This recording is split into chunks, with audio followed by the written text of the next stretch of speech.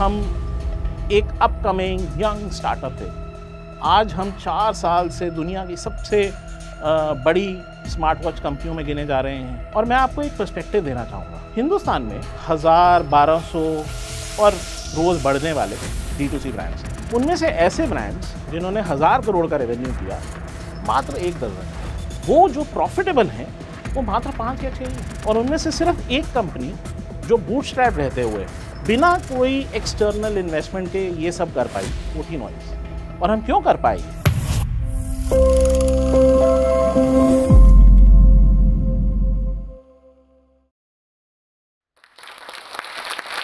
एक चीज़ जो आपको स्कूल में नहीं पढ़ाई जाती वो ये है कि सबसे स्मार्ट बच्चा वो नहीं होता जिसको सारे आंसर्स आते होते हैं।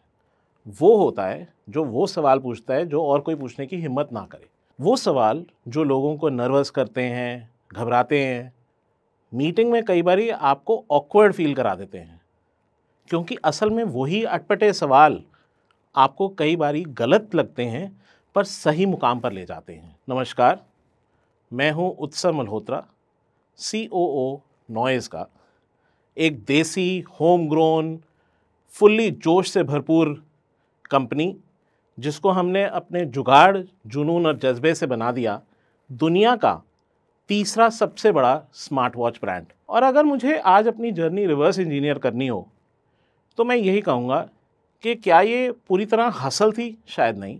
क्या नेटवर्किंग थी? शायद नहीं। पर एक चीज़ थी जो मुझे आज यहाँ तक लेके आई है, वो थी क्यूरियोसिटी, जिज्ञासा।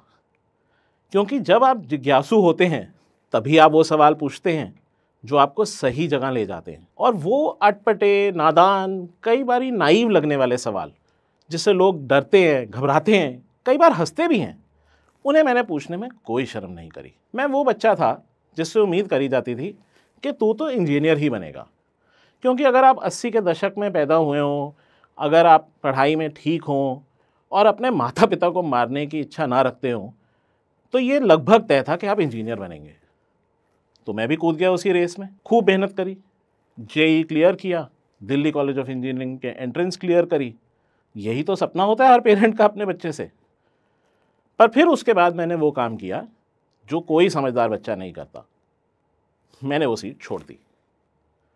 हमेशा से मेरा नंबर्स में दिमाग चलता था, मुझे समझ आते थे, पर मेरी रुचि लोगों को जानने में ज़्यादा थी। और मैंने फिर वहाँ से एक फार लेफ्ट टर्न लिया और मैं पहुँच गया NIFT। NIFT दोस्तों इस देश का लीडिंग फैशन इंस्टीट्यूट है। और मुझे देख के आप ये तो समझ गए होंगे कि मेरा फैशन से दूर दूर तक कोई लेना देना नहीं था। वहाँ बच्चे पैंटोन में बात करते थे, मुझे 6 महीने लगे ये जानने के लिए कि पैंटोन क्या होता है। मैंने बड़ी मेहनत करी, कुछ उल्टे पुल्टे सवाल पूछे क्योंकि मैं एक मिसफिट था। हमें एक असाइनमेंट मिला जिसमें हमें वेस्टर्न विमेंस वेयर पे काम करना था। ध्यान दीजिएगा, बड़ी इंटरेस्टिंग कहानी है। जबकि पूरी क्लास इस होड़ में लग गई, कुछ लोगों ने मूड बोर्ड बनाने शुरू करे, कुछ लोगों ने सिलुएट्स पे रिसर्च शुरू करी, और मेरा एक सिंपल सवाल था कि हिंदुस्तान की औरतों के लिए कोई साइजिंग सिस्टम क्यों नहीं है? जब हिंदुस्तान में औरतों का बॉडी टाइप यूनिक है और इतनी बड़ी पॉपुलेशन है तो हमारे पास साइजिंग सिस्टम तो होना चाहिए। बस क्या था, मैंने मेजरमेंट लेने शुरू करे और एक तरफ पूरी क्लास कलेक्शंस बना रही थी और मैं साइजिंग सिस्टम। इस चक्कर में आधी दिल्ली नाप डाली। कुछ दोस्त ऐसे बनाए जिन्होंने मुझ पे विश्वास किया कि कुछ सही करने जा रहा है जो एग्जिस्ट नहीं करता, पर मोस्टली लोगों को ये लगा कि मैंने ब्रीफ गलत समझ लिया है। शायद समझ लिया था, पर उस एक गलत सवाल ने, उस एक गलत ब्रीफ ने मुझे 2 गोल्ड मेडल दिलवाए, जो कि अनप्रेसिडेंटेड था NIFT के लिए। मैं दूसरी ओर निकला कुछ ऐसे रिश्ते, कुछ ऐसी कामयाबी लेके जहां मुझे समझ आया कि मेरी ज़िंदगी का कंपास बन गया क्यूरियोसिटी। ऐसे सवाल पूछना जो मुझे वहाँ ले जाएं जहाँ कोई नहीं जा पाता। क्योंकि जब आप सही सवाल पूछते हैं तो आप वहीं पहुँचते हैं जो आंसर्स की आपसे उम्मीद की जाती है। पर जब आप गलत सवाल पूछते हैं तो आपको कई बार कुछ ऐसे आंसर्स मिल जाते हैं जिसकी किसी ने कल्पना भी नहीं की होती। मेरी सबसे बड़ी सीख जो थी वो ये थी जो मुझे निफ्ट ने सिखाई कि जब आप सीधा देखते हैं तो उसे नज़र कहा जाता है, पर जब आप टेढ़ा देखना शुरू कर देते हैं उसे नज़रिया कहते हैं। और यही नज़रिया आपके लिए एक एज बन सकता है। कट टू कुछ साल बाद मैं पहुंचा एक बड़े फैशन रिटेल कंपनी में, जहां मैं एक ब्रांड मैनेजर की भूमिका निभा रहा था। वहां पे भी मैंने ऐसा ही एक सवाल पूछा कि क्या हम अपने कस्टमर्स को सही सॉल्यूशन दे रहे हैं। पर यह बड़ा मुश्किल सवाल है, क्योंकि जब आप अपने कस्टमर्स के बारे में पूछने लग जाते हैं उस कंपनी में जहां सिस्टम सेट हैं, प्रोसेस सेट हैं, तो आप लोगों को अनकंफर्टेबल कर देते हैं। आप उस नींव को हिला देते हैं जिस पे कुछ बड़ी इमारतें खड़ी होती हैं। तो बड़ा एक इंटरेस्टिंग वाकया रहा यहाँ पे भी। हम वो कंपनी थे जो एक शर्ट बनाने वाली कंपनी थे, जिसमें लगभग 70% स्टोर सफ़ेद और नीली शर्टों से भरा होता था। मानिए एक एक्सेल शीट लगती थी, सफ़ेद शर्ट, नीली शर्ट, सफ़ेद शर्ट, 5 तरह के कॉलर, 5 तरह के कफ। कंपनी का ये मानना था कि कस्टमर को डिसअपॉइंट नहीं करना चाहिए, पर वाकई में डिसअपॉइंट तो हम हो रहे थे, क्योंकि ओवर इन्वेंट्री, डिस्काउंटिंग, ना जाने और कई प्रॉब्लम्स, क्योंकि लोगों को वैरायटी मिलती ही नहीं थी।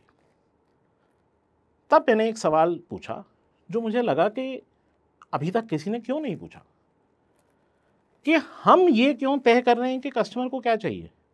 हम कस्टमर से खुद क्यों नहीं पूछ लेते कि उसे क्या चाहिए। ये एक बड़ा मुश्किल सवाल था, पर मैंने इस पे अपना दांव खेला। मैंने अपनी नौकरी लाइन पे लगाई और एक प्रपोजल बनाया। मुझे एक ट्रायल का मौका मिला और हमने लॉन्च कर दिया मास कस्टमाइजेशन हिंदुस्तान में पहली बार for a ready to wear company, जहाँ पे कस्टमर स्टोर में जाता था, कपड़ा सिलेक्ट करता था, अपनी मर्ज़ी का कॉलर, कफ, स्लीव लेंथ, हेम, प्लैकेट, ना जाने कुछ कुछ और ऑप्शंस के बीच अपनी शर्ट डिज़ाइन करता था। और हम 72 घंटे में, 3 दिन में, मात्र 3 दिन में वो शर्ट उसके घर डिलीवर कर देते थे। मानिए जादू सा कुछ हुआ। 2 स्टोर के बराबर रेवेन्यू हमें आने लगा, बिना एक स्टोर भी खोले। कोई डेड इन्वेंट्री नहीं, और सबसे बड़ी बात, कोई डिस्काउंटिंग नहीं। अवार्ड मिला, प्रमोशन मिली, पर सबसे ज़रूरी बात यह थी कि हमने एक गलत सवाल से इंडस्ट्री का नज़रिया बदल दिया। हमने इंडस्ट्री को प्रेरित किया वो कुछ करने के लिए जो पिछले 40 साल से नहीं हुआ था।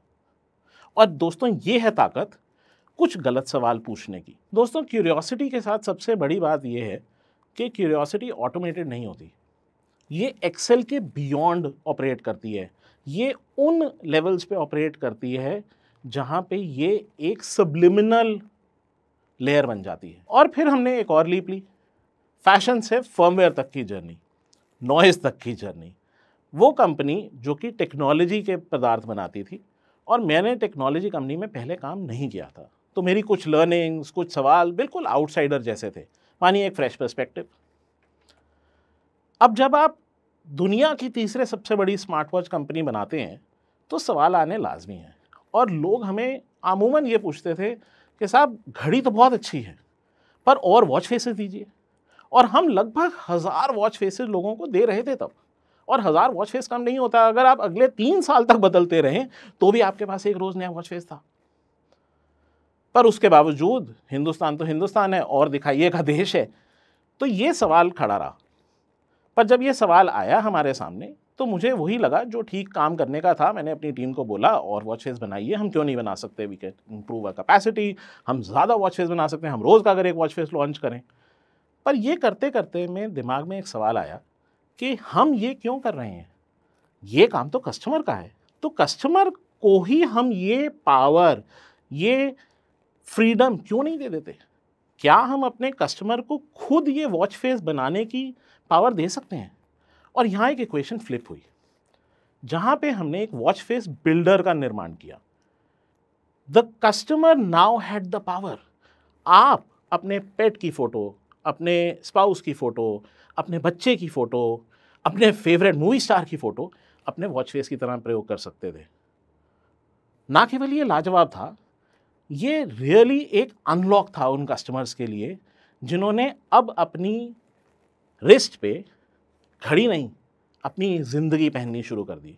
मैं आज भी बाहर निकलता हूँ तो मैं कई बार हंसता हूँ देख के, और मुझे बहुत अच्छा लगता है कि जब किसी के पेट की या किसी लाइफ पार्टनर की फ़ोटो देखती है उसकी घड़ी पे, कि क्या हमने इस डिसीजन से लोगों के हाथ में उनकी एक आइडेंटिटी दे दी। This was a blank canvas that we empowered for them. हम यहाँ नहीं रुके, हमने AI इंजन का प्रयोग किया, और AI इंजन के थ्रू आज कस्टमर को हमने ये सहूलियत दे दी कि अगर आप इमेज का प्रयोग नहीं भी करना चाहते तो भी आप सिर्फ एक कमांड के द्वारा एक वॉच फेस बिल्ड कर सकते हैं। मानिए नीली बिल्ली लाल डाली पे बैठी चाय पी रही है और आपके पास वो वॉच फेस बन के आ जाएगा। अब इससे ज़्यादा पावर क्या हो सकती है। जब मैं नॉइज में आया तो हम एक अपकमिंग यंग स्टार्टअप थे। आज हम 4 साल से दुनिया की सबसे बड़ी स्मार्ट वॉच कंपनियों में गिने जा रहे हैं। हम हिंदुस्तान की नंबर 1 वेयरेबल्स कंपनी और स्मार्ट वॉच कंपनी पिछले 4 साल से चले आ रहे हैं। तो ये बहुत बड़ी उपलब्धि है।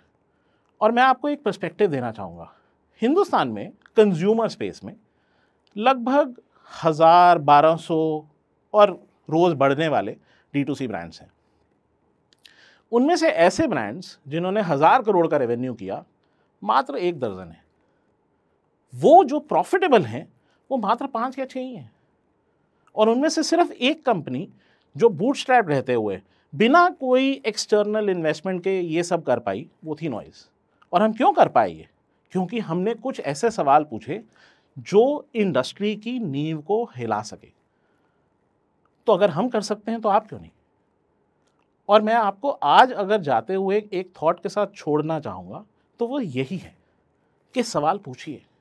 वो सवाल जो एक बोर्ड रूम में लोगों को अनकंफर्टेबल करते हैं, वो सवाल जिसने एक इंजीनियर को एक डिज़ाइनर बनने पे मजबूर कर दिया और एक डिज़ाइनर जो एक टेक्नोलॉजी कंपनी का CEO बना।